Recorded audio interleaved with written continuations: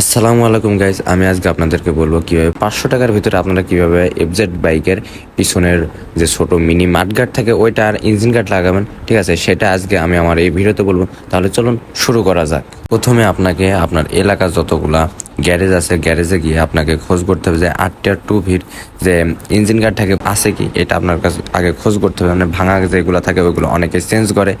ঠিক আছে, যদি আপনি একটা পান ভাঙা দা তাহলে আমার মতো করে যে এইভাবে আটা লাগাই নিতে পারেন। ভিতর থেকে আটা লাগানোর পরে বাইরে একটা 150 টাকা দিয়ে স্প্রে রং কিনলেন, কিনে এটা হচ্ছে আপনি স্প্রে করে দিলেন। দ্যাটস ওয়াই এটা হচ্ছে মনে করেন যে আপনার জন্য রেডি। জাস্ট 2-1টা ক্লাম লাগবে। এখানে খরচ হয়েছে আমার মাত্র মনে করেন যে 50 টাকা দিছি মানে ইঞ্জিন গার্ডের জন্য, আর হচ্ছে 150 টাকার আমার রং, মোট 200 টাকা লাগছে।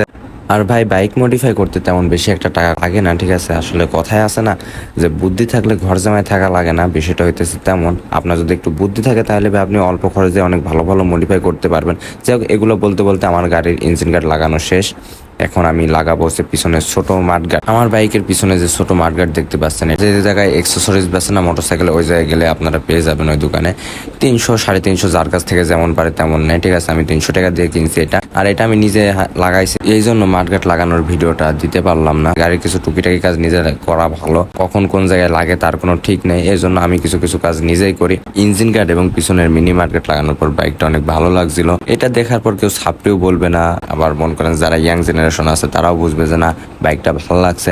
আর এরপর আমি আরো অনেক মডিফাই করছি, লাইট মডিফাই, মানে যেগুলো আমি অফ করে রাখতে পারবো, আমার আব্বু চালাইতে পারবে, কোনো প্রবলেম হবে না। যাক, ওইটাও আমি শেয়ার করবো এর পরবর্তী নেক্সট ভিডিওতে। আর আপনারা কমেন্ট করে বলবেন আমার বাইকটার ইঞ্জিন গার্ড আর পিছনে ছোট মার্কেট লাগানোর পরে গাড়িতে যে কাজ ছিল ওইটা ওয়াশ করার পরে এখন বাইকটা কেমন লাগছে।